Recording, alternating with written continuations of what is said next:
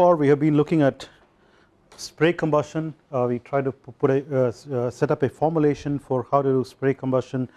We looked at spray statistics and so on. This is actually coming from droplet combustion, and we also mentioned a little bit about coal combustion and maybe biomass combustion and so on. So essentially we have covered something about heterogeneous combustion. In this realm we should probably just touch upon a little bit about solid propellant combustion as well. So we will just quickly talk about this.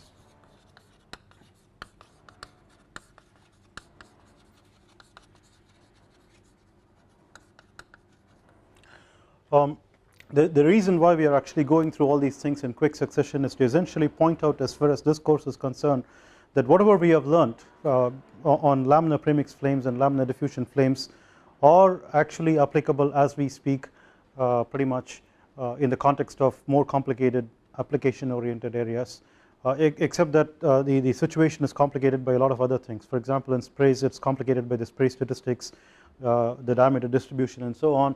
In the case of solid propellant combustion we will see what else happens, and then we will move on to turbulent combustion also to show that the basics that we have learnt will be applicable there, and how it's complicated by the turbulence and so on. So in the case of solid propellant combustion, what we need to understand is essentially we have to look at two cases. One is homogeneous propellants, and the other one is heterogeneous propellants.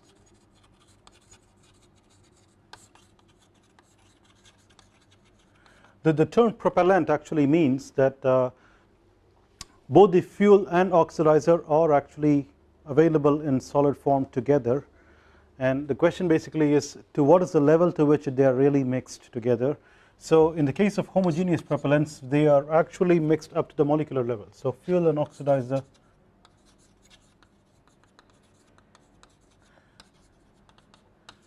mixed at molecular level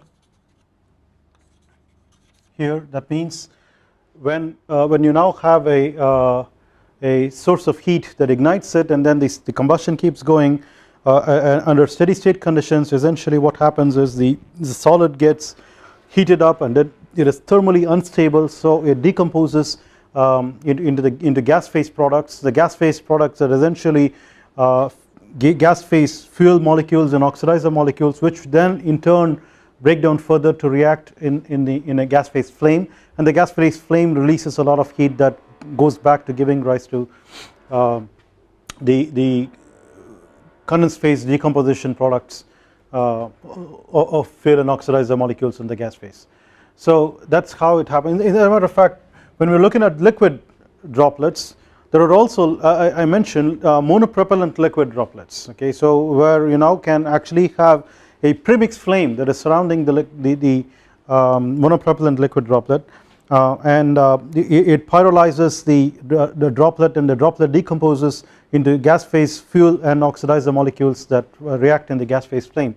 So a similar idea essentially prevails for homogeneous propellants. Example of this is example you can think about is the most common thing is what is called as double base. Double base propellants, it calls double base because it's actually a combination of nitroglycerine and nitrocellulose.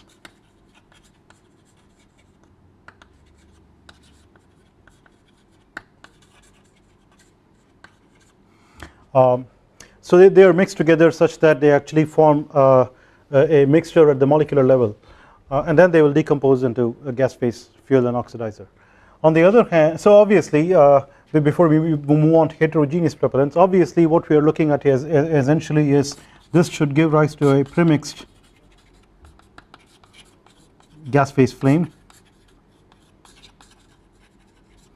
and so you can think about a premixed gas phase flame where the preheat zone now extends into the solid, alright, because the preheat zone essentially is where the heat conduction happens, and the heat conduction now happens into the solid, heats up the solid from its initial temperature up to a surface temperature that needs to be determined as part of the problem by supplying interface boundary conditions between the solid and the gas phase, and in addition to that you you still have the same problem essentially of an eigenvalue problem, which is you have to find out the burning rate of the solid, or what is the rate at which the surface regresses. That's essentially similar to the way we did the gas phase flame one-dimensional flame structure associated analysis. In the case of heterogeneous propellants, essentially the fuel and oxidizer are mixed at a particulate level. That means you typically have, this is very typical, it doesn't have to be exactly followed this way, but typically we have a solid oxidizer powder, which means like it's typically a salt, chemical salt, and the most typical one that we use is what's called as ammonium perchlorate, and so you can use these ammonium perchlorate salt. So it looks like the common salt particles, but you can come in various particle sizes, and so essentially you have these particles that are now embedded in a polymeric fuel. So this is essentially starting out with a polymer that is a highly viscous liquid into which you now mix things, and then you set this polymer to become a solid. And so the fuel is essentially a polymer that also acts as a binder that binds the particles. And you can also of course throw in metal particles to act as further fuel to this entire mixture, but the metal combustion actually happens outside of the combustion between the fuel and oxidizer. Alright. So effectively the binder and the oxidizer. So effectively what we are looking for is the combustion that propagates the flame into the solid, that is caused by a flame that's between the fuel and oxidizer. So this is going to actually look like, now have a lot of solid particles. So typically these are like about 200 microns to 300 microns in size. The finer ones could be as fine as even 5 microns or even 1 micron in very extreme cases, but typically it's of the order of about 50 to 70 microns, 80 microns, maybe at the most 100 microns and so on. So essentially you try to have a very tight pack of a lot of large solid particles, and then you now try to pack further in between the crevices formed in between these big solid particles with further smaller particles. And so now you get these particles, and then you now have a binder that's binding the whole thing together. So microscopically, when you now have a flame that is trying to eat into this, it is obviously not going to be a premix flame, right?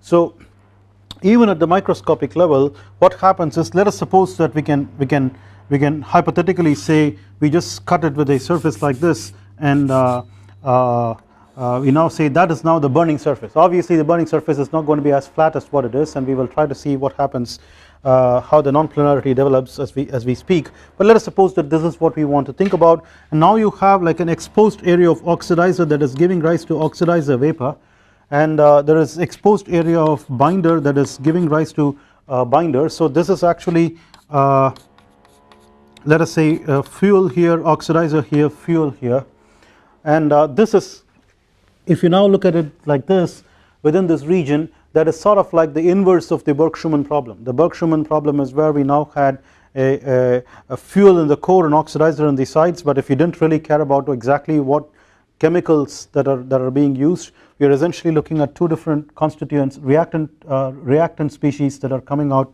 in this fashion. So we expect to actually have a diffusion flame over here that's associated with this. Recall we had talked about flux boundary conditions, so we can deliberately talk about where exactly the stoichiometric surface is going to attach. Is it going to be at the contact between the oxidizer and fuel, or away? These kinds of issues remain to be discussed in these problems. But we also talked, when we talked about diffusion flames, we talked about finite chemistry effects, particularly near the leading edge, and then we found that we need to have something like a leading edge flame or a triple flame structure, and that is pretty much expected in these propellants, because it turns out that the oxidizer actually is a monopropellant by itself. It can burn by itself, but we need the binder to hold the oxidizer particles together and push it closer to a stoichiometric situation.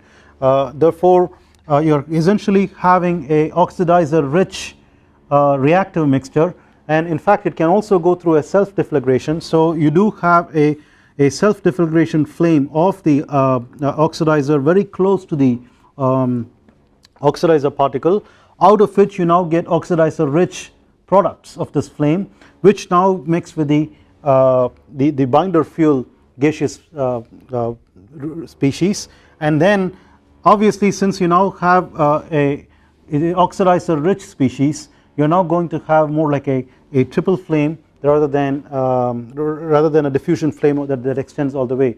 So typically modelers have identified that you now have like a monopropellant flame for the ammonium perchlorate, then you have what is called as a primary flame in the diffusion flame that is coming from the triple flame kind of idea there, the corners, and then the trailing diffusion flame. So a typical idea of multiple flames prevails for what is called as composite propellants. Heterogeneous propellants are also generally termed as composite propellants because it is the composite of particulates in a binder, similar to composite materials and structures, and the popular idea is you have essentially multiple flames of different structure that prevails on top.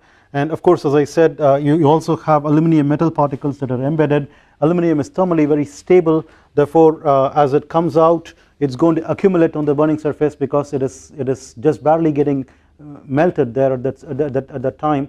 It is not ready to actually get evaporated. So so as it gets accumulated, it now forms a sintered web, and it's getting heated up by this gas flame complex, and ultimately it now reaches an ignition temperature by which it gets ignited, and then a sintered web actually rolls out and then goes up and then starts burning as a bigger agglomerate than the individual particles that we originally had. So that's a complex problem that has a lot of ramifications in solid rocket performance where these kinds of propellants are used. So all I want to point out is we have discussed many of these issues in trying to do laminar flames earlier on, and all these ideas actually remain here as well. So we now want to also do a similar kind of overview of turbulent combustion, and to say that we want to just give an overview of turbulent combustion is extremely unfair, because it is a subject that has actually spawned a huge amount of literature. A lot of scientists have been working, and turbulent combustion is one of the things that that has funded a lot of combustion research, if you will, in the last many decades. That is primarily because most of practical combustion, barring let's say some of these things that we talk about, which are happening in very microscopic scales so that the Reynolds numbers are so small, except for this, most of the other kinds of combustion situations are turbulent in nature, right? So we are looking at, let's say, gas turbine combustors or liquid rocket combustors or furnaces or boilers and so on. Many of these things, you're actually, wherever you're going through, most combustion situations, you have turbulent flow. So effectively what you have to do is, here again, just like how we did sprays, first we have to get a hang of turbulent flows before we can actually get into the combustion. So when we did sprays, you remember, we had to first talk about spray statistics. How do you characterize sprays? How do you describe sprays? And then we will worry about the combustion. So similarly, we have to actually go back a little bit and then get a quick overview of what is turbulent about turbulent combustion, right? So that means we have to look at what is turbulence in general. We will try to restrict what we are trying to do here to the context of turbulent jet flames. And when I say turbulent jet flames, I will talk about both premix flames and non-premix flames, and let's see what that means. So when we say turbulent jet flames, so consider turbulent jet flames is what we want to do. This is very generic, because what you can think about essentially is, if you now have a little nozzle from which you now have a gas that's coming out at turbulent speeds, and you now use out like a jet, right?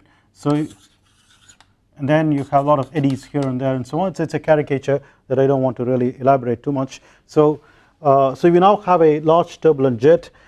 So you can think about this as like coming out of a burner that is fitted to a combustor or a furnace and so on. So this is a very practical situation that you come across in many applications.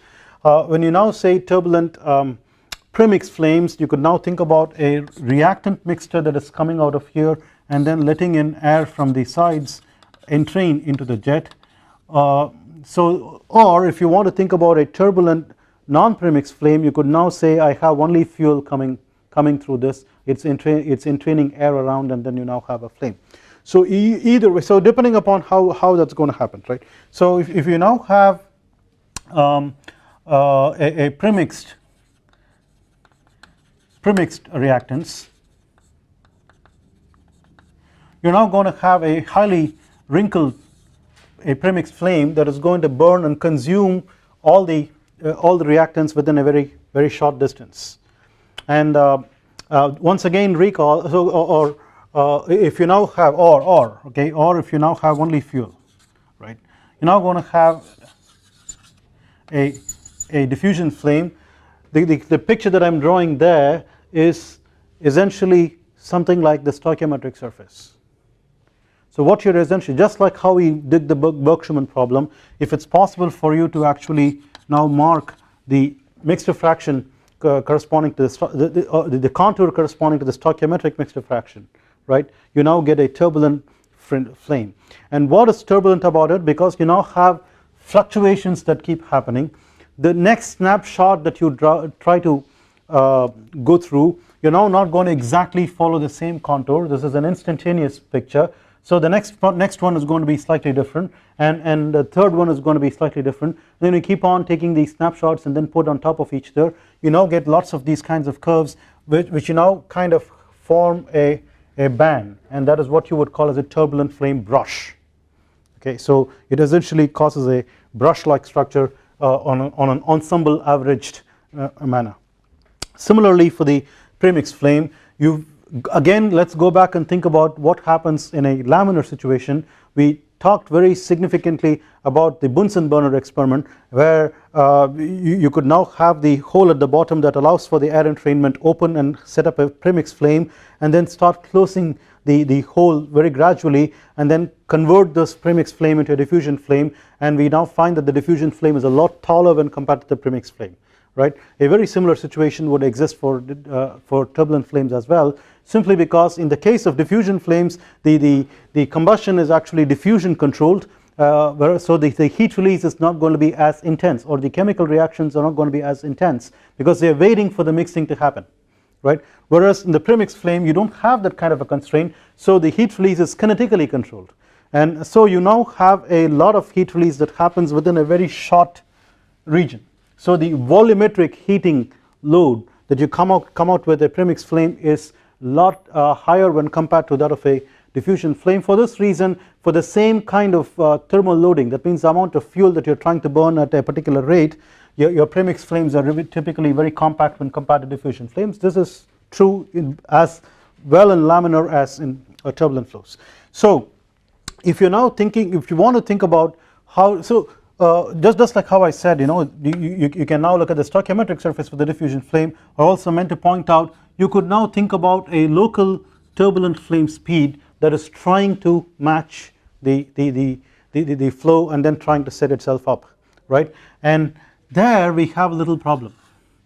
Am I going to actually say this instantaneous flame is the one that is traveling at a turbulent flame speed, or is it like a turbulent premix flame brush that is traveling at a turbulent flame speed? So that the notion of what's a turbulent flame speed is a little bit difficult to think about, and we will have to talk about it a little bit in greater detail shortly maybe. The first thing that I'm hinting is, first of all, if you're completely ignorant, we will now have to talk about something called a turbulent flame speed as opposed to a laminar flame speed. We got a hint of it the moment we actually used SL, where L is a subscript indicating laminar, and I pointed out that when we think about turbulent flames, we will have to alter that, and so we'll discuss this. The point again I'm trying to make is the ideas that we had, like the flame speed balances the normal component of the flow. Those ideas will remain. Okay, that is not going to change. So if you want to now think about all these things, the first thing that we have to do is forget about the flames for a moment. we will now look at only the term turbulent jet, right. So for the sake of looking at the turbulent jet, let's not worry about whether this is premix reactants or a fuel. We will simply say it's just a jet of some gas, right, maybe air itself, and in an quiescent air ambience. That means you're essentially looking at a jet, and in the jet you now have a region that is like where you have a unsteady shear layer, where you now have two mixing layers. We are talking about momentum mixing as well as species mixing and thermal mixing if it is not isothermal. So all these things are happening within this region in an unsteady manner. You could hope to actually view this part as essentially an unsteady laminar case if you're trying to resolve these scales in your computation or whatever it is. But pretty quickly you're now going to get into a region where you transition to turbulence, right, and then beyond this point you now have a fully developed turbulent jet. When you're now having a fully developed turbulent jet, we are now looking at a lot of eddies over here, which are primarily homogeneous isotropic. So we are looking at situation where if you now pick a point which is given by x and another point which is given by x plus r, distant r apart, then we now characterize this by having a cross correlation between the two.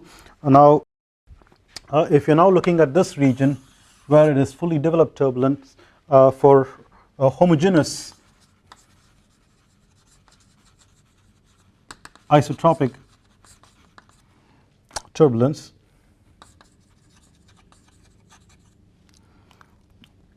the location x doesn't matter. Location x is arbitrary, and all you're looking at is essentially the actual distance rather than the displacement. So that means you don't have to look at this in a vector form.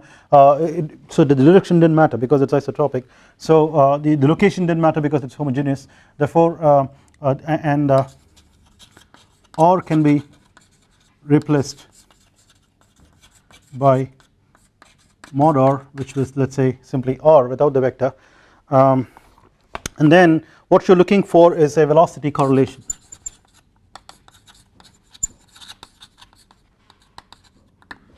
So the starting point of thinking about turbulent flows is to think about a velocity correlation here, that is a spatial correlation.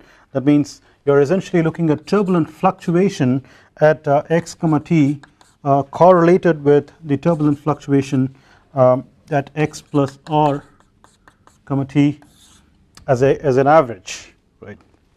And then then you normalize this. So the normalized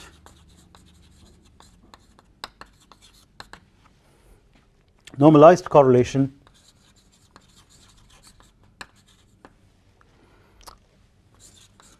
f of r comma t then is just take the correlation r and divided by the RMS, so u prime squared t the whole bar. And so why are we bothered about this? Because we want to now step into how this looks like. So if you now look at how the f of r comma t looks like, then it's going to be versus r, let's say. So how does it look like versus r? It typically goes, it's normalized, so we don't have to worry about the magnitude. It goes asymptotically to 0 as you go further out in r, and with respect to this we could now say somewhere along here we have a length scale eta, which we would now call as the Kolmogorov length scale, and somewhere in here we would now have a length scale L, which we would call as the integral length scale. We will talk about these things a little bit more carefully, so let's not worry about them at the moment.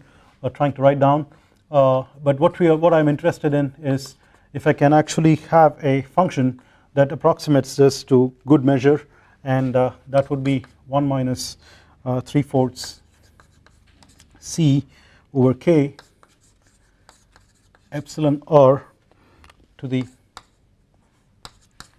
2/3, where k, what we are talking about is k is what is called as the turbulent kinetic energy,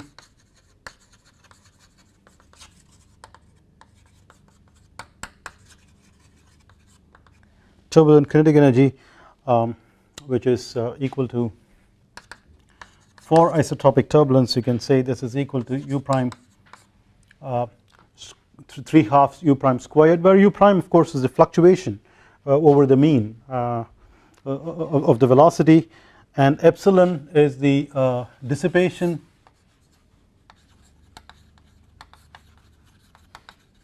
and c of course is what's called as the Kolmogorov constant.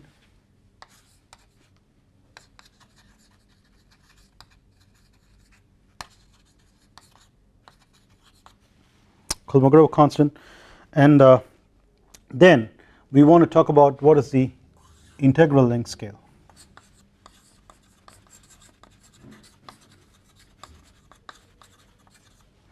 Integral length scale L of t then is integral 0 to infinity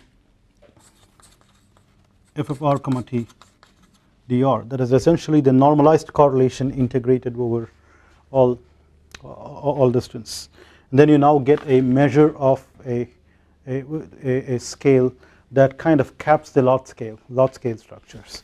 So and we will see what that means pretty soon, and then you now have what's called as the Kolmogorov length scale,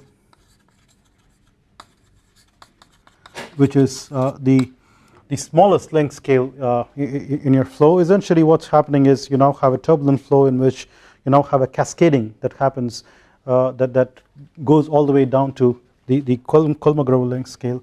So eta is nu cube divided by epsilon the whole to the 1/4, where nu is the kinematic viscosity, and of course epsilon is what we call as the turbulent dissipation sometime back. All right. We will also talk about a Kolmogorov time associated with the length scale, and we will talk about these time scales and length scales and the velocity associated with these for many of these scales, but at the moment we are discussing the Kolmogorov scale. So Kolmogorov time t eta is nu over epsilon to the half, and Kolmogorov velocity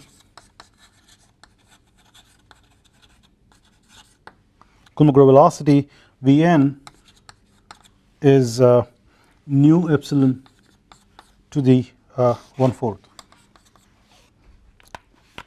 right? And between the large scale and the Kolmogorov scale, we could now think about a discrete sequence of eddies, and the reason why we are talking about these things is because ultimately we want to compare these things with a laminar flame thickness. Okay, so when you now talk about combustion, we now have length scales associated, length scales and time scales associated with the flame and the flame speed that's associated with it. So we want to be able to compare these scales with those of the flame. So we now talk about a discrete sequence of eddies.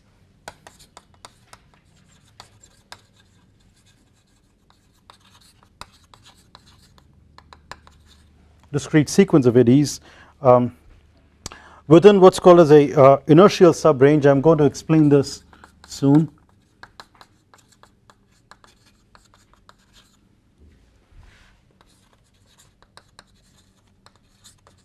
With a spectrum, with the energy spectrum, but let's first, I mean it's kind of like a chicken and egg thing. So we first have to talk about the cascade and then the spectrum, or vice versa. So this is basically L divided by 2 to the n, where of course until we reach eta, where n goes as 1, 2, etc. That means for every eddy size it's half the size as the previous, the bigger eddy. Essentially that's how we keep on looking at a discrete sequence. And what we can find out when in this inertial subrange, essentially the dissipation remains constant. You have a constant dissipation mechanism that works on these eddies. Therefore we could now say that epsilon is essentially like Vn squared divided by Tn, where Vn is actually the velocity associated with the nth eddy, and Tn is the time associated with the nth eddy, and this would be the same as V eta squared by T eta, where V eta and T eta are essentially the Kolmogorov scales. So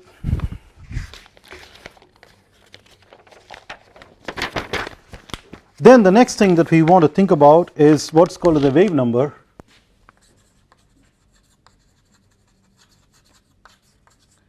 For some reason the turbulence community is very fond of K, maybe because Kolmogorov, they like Kolmogorov a lot, so they keep using K for the turbulent kinetic energy as well as the wave number and so on. So this is typically like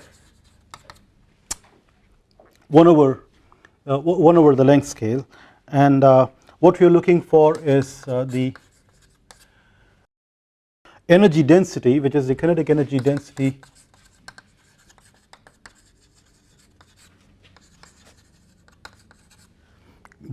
per unit wave number.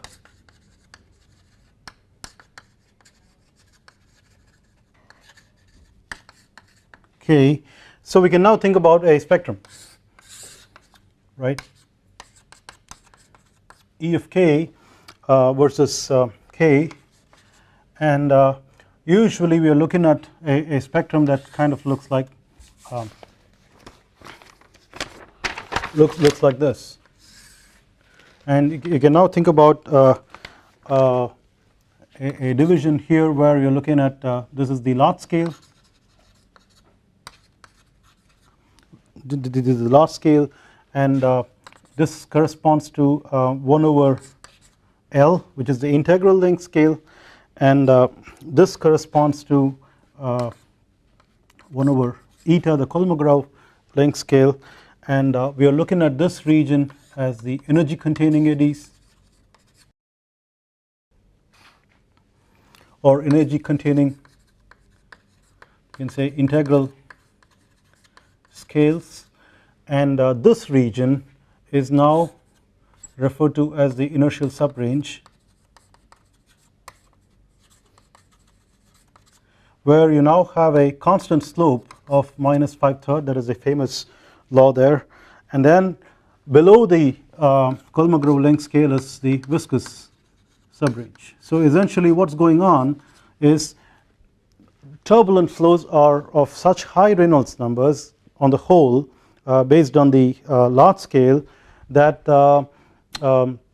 you have a predominant inertial effect over the viscous effect as you keep on going down further and further to smaller and smaller scales until you reach the Kolmogorov scale, beyond which the viscous effects begin to be important, right? So this is how this thing pans out. So it's kind of like a 10-15 minutes of turbulence, or less than that maybe, right?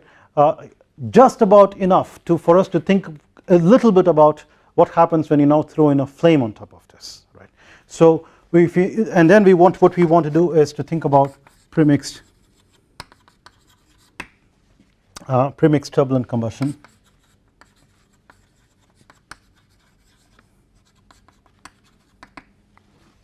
Right. Now,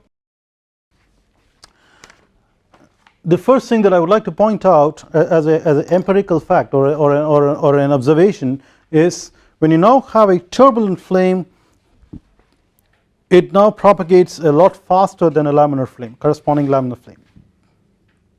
How do I get there, right? How did I get to that point? Essentially what it means is now you have a lot of these eddies in the flow that are trying to wrinkle or corrugate this flame, and you now have on the whole a flame that looks thicker and wants to reach ahead of itself. So it's like a very crude way of thinking about this, and then we have to think a little bit more refined manner, but effectively it now gives rise to a larger flame speed when compared to the laminar flame. And if you now thought that the laminar flame speed under typical conditions are of the order of a few tens of centimeters per second, the turbulent flame speed or speeds are about an order magnitude more, so they actually are in the range of meters per second, right? Still quite smaller when compared to most of the flow speeds that occur in let's say a gas turbine engine. So if you now think about a gas turbine engine where you're still looking at subsonic flows, we are not talking about supersonic combustion here, maybe not in this course. We are looking at subsonic flows, highly subsonic. We went through this long ago when we wanted to show that the pressure remains more or less constant in low Mach number conditions, and we said that the Mach number is of the order of about 0.1. And since the temperatures are pretty high in the combustion zone, your speed of sound could be like of the order of 1000 meters per second for the kind of temperatures that we are looking at, and so we are looking at flow velocities are of the order of several many tens of meters per second to 100 meters per second. That kind of 100, that's the kind of speeds we are talking about, as opposed to which the turbulent flame speeds are still quite low, right? And this is obviously nothing to do with detonation speeds, okay, and they are like about 3 orders magnitude apart. So you now have to think about the ideas that we had about flame shapes that are attained. Like for example, if you had like bluff body V gutters, the flame still, with the turbulent flame propagation, it still tries to align itself at an angle to the flow such that the component of the flow velocity will match this flame speed. So what you're talking about as a flame speed is this flame speed here is kind of like a time averaged flame speed. So what happens in reality without having to average, right? So for which what we want to do here is to actually look at the physics of what's going on instead of thinking about like let's say empirical correlations on how the turbulent flame speed varies relative to laminar flame speed and so on. That is for maybe a special course on turbulent combustion itself where you get quantitative about it, but here we just want to qualitatively look at the different regimes of turbulent flows, right? So the idea of turbulent flame regimes comes from several investigators in the late 80s. So the first of which is Borghi, 1985. In fact, the early researchers used to call this regime diagram as the Borghi diagram, but it's been also put forward by Peters and refined further, and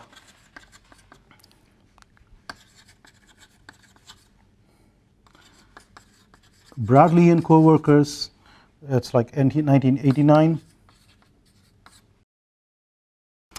Ponsoy et al. Many of these people are still active researchers in the community, and so you can see that this is not very old. It's only about 20 years old idea. So what we want to do here is to assume a unity Schmidt number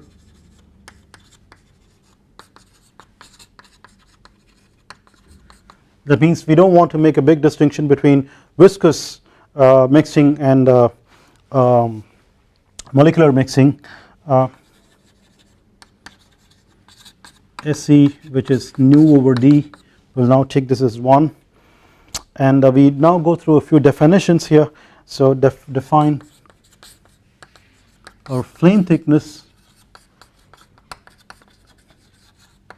LF, capital F refers to flame, not fuel, and we will stick to this when we are doing diffusion flames as well. Equal to d over SL,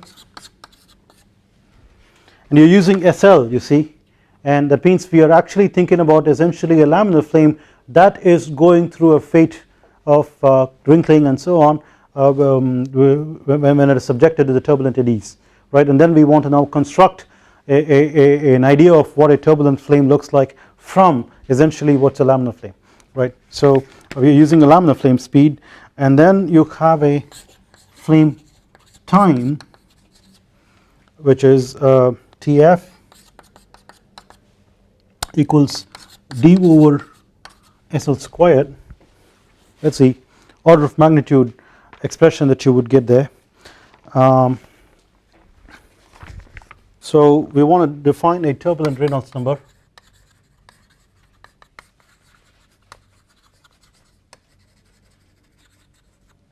Turbulent Reynolds number, which is defined as RE equal to, let's say, V prime L over nu, where V prime is the turbulent intensity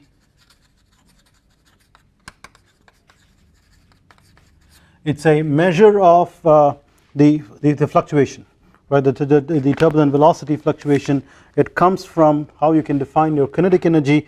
That means you can say you're looking at something like this under square root. That means this is basically 2/3 K power half. Okay, so that's how the turbulent intensity comes from, and L is of course the integral length scale, and nu is the viscosity, and therefore since we are using Schmidt number equal to 1, we say this is actually V prime L divided by d, and we just defined the flame thickness as LF equals d over SL. So d is LF SL, so this is going to look like V prime L over SL LF. It's sort of like a velocity ratio times the length scale ratio, right. So the velocity ratio here is, we are comparing the turbulent intensity versus the flame speed. We are comparing the integral length scale of the turbulent eddies with the flame thickness, right. So I'm trying to sort of implant this idea right here because that's kind of the way we are going to think about this. The next thing that we want to think about is a turbulent Damkohler number.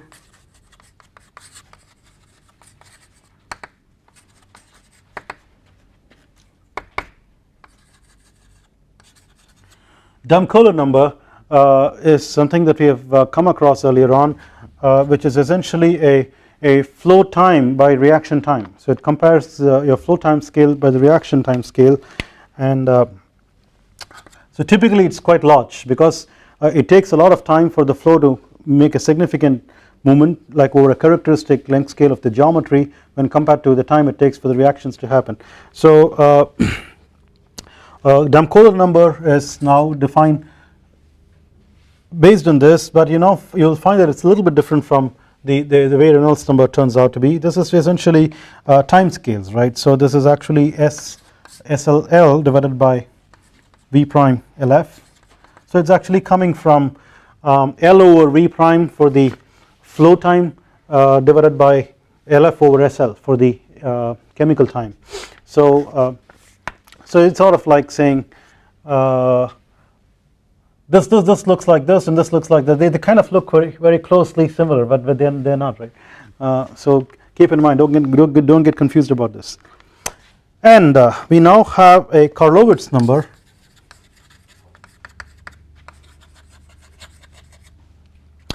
Ka, so Damkohler number as the symbol dA, Karlovitz number has a symbol Ka, which is effectively Tf, the flame time, divided by the turbulence time. So this is you can say Lf squared divided by eta squared in terms of length scales, or you can say Vn Vn squared or V eta squared, sorry, V eta squared divided by SL squared, whichever way you want to say. This is essentially, in all these cases we are looking at basically ratio of flame scales to Kolmogorov scale, flame scale to flame, okay, you can say flame scales because it could be time scale, length scale, whatever, Kolmogorov scales, right. And with these we should be able to show Ka, sorry, Re equal to dA squared Ka squared. So that kind of sounds like dA is equal to square root of Re. So that's some way by which you could remember. Now what we have been thinking about a laminar flame is pretty much the same as what we thought earlier, which means it has a preheat zone and a reaction zone, right. And then the preheat, largely the flame thickness is mostly preheat zone. For typically a high damped Coulomb number or a high activation energy situation, your reaction zone thickness is quite small when compared to the flame thickness itself, and it's given by what's called as the Zeldovich number, right, or the Zeldovich scaling. So you can scale the flame thickness by the Zeldovich number in order to get the reaction zone thickness. We have done this earlier when we were talking about laminar flames. So we can now form a second Korolowitz number based on the reaction zone thickness alone. The reason why we are thinking about this is, first of all, recall we were talking about these things as well as the turbulence length scales, because we want to now begin to compare how the turbulent length scales are going to be relative to the flame thickness, right. And what you are thinking about is, and you now keep on changing your regime, you are now going to have a situation where the turbulent length scales are typically much larger when compared to the flame thickness, but as you now keep on changing the regime, you now get into a situation where the turbulent scales are going to be small enough to be able to enter into the preheat zone but not the reaction zone, right. And then ultimately can we get it to be even smaller than the reaction zone, and so on. So this is how we want to go through. So therefore we also want to keep a track of the reaction zone thickness alone rather than just the flame thickness on the whole. So for reaction zone thickness,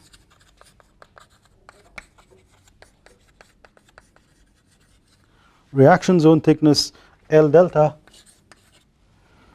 in the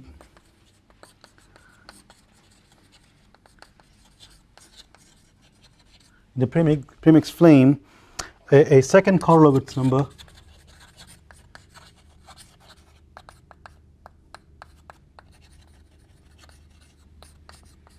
Ka subscript delta can be defined as L delta squared divided by eta. We are still comparing this with the Kolmogorov length scale, and of course we can show that this is equal to delta squared Ka, where delta squared is essentially the Zeldovich scaling coming between the flame length and the flame thickness and the reaction zone thickness L delta.